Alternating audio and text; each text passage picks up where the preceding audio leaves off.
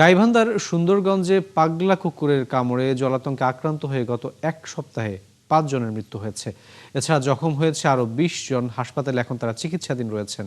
এই অবস্থায় স্বাস্থ্য কমপ্লেক্সে ভ্যাকসিন না পেয়ে আতঙ্কে আছেন এলাকার মানুষজন। তাদের অভিযোগ যে ভ্যাকসিন কবে মিলবে এ বিষয়ে কোনো কথাই বলতে চাইছে না স্বাস্থ্য বিভাগ। অবশ্য জেলা প্রশাসক বলছেন যে বিষয়টি অত্যন্ত গুরুত্বের সাথে দেখা হচ্ছে। শামীম আল শাম্মুর তথ্য ছবিতে প্রতিবেদনে দেখুন বিস্তারিত।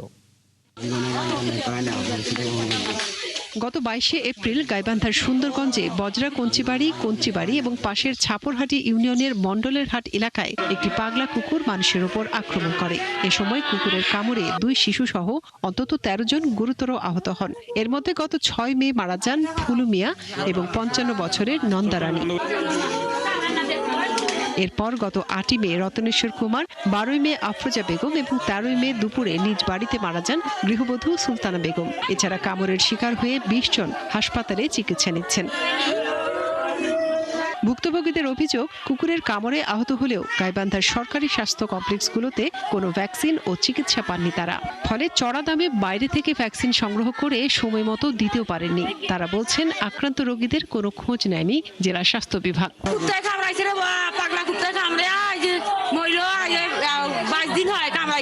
গরিব মানুষ কিচ্ছু নাই, কালকে সারা বাড়ি তোলা আছি, চাউল টাল থাকতে বাঁচি বলে আজকে গাইবান্ধায় নিয়ে গেল হয়, সেই জায়গার মধ্যে এখন তাই মারা গেল। এখন যে পরিবারটা মারা গেল, যে লোকটা মারা গেল, তার বাড়িতে এমন কোন সরকারি সহযোগিতা, এমন কোন ভ্যাকসিন কি কিচ্ছু তা পায় নাই, দেখতে বন্ধ আসেনি। এটা ভ্যাকসিনের ফালতু ভ্যাকসিন, আমার মনে হয় ডেট ওভার হয়ে গেছে। এ বিষয়ে যথাযথ চিকিৎসা না পাওয়া এবং স্বাস্থ্য বিভাগের অবহেলাকে দুষছেন জনপ্রতিনিধিরা। তারা সুচিকিৎসা পায়নি। যদি হসপিটালে তারা কোর্স কমপ্লিট করতো, তারা টিকার কোর্সটা যদি কমপ্লিট করে দিত গাইবান্ধা সিভিল সার্জন অফিসে, তাহলে আমাদের বিশ্বাস এই লোকগুলা ক্ষতি হতো। এদিকে বিষয়টি নিয়ে কোনো কথা বলতে চাননি জেলা সিভিল সার্জন। আমি এখন দেখছি যে কথা বলাই সমস্যা, এখন আমি সেটাও বলতে চাচ্ছি না, সেটাও আমি বলবো না। আমি বারবার তো বলছি যে আপনাকে রিটেন আমি দেবো।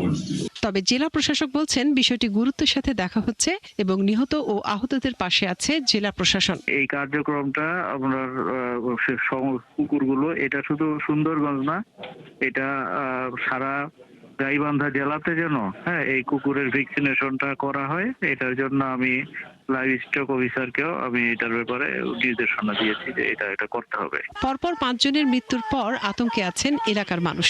দ্রুত ভ্যাকসিন সরবরাহ স্বাভাবিক করার অনুরোধ জানিয়েছেন তারা। মনিরা কাজুরি, 71।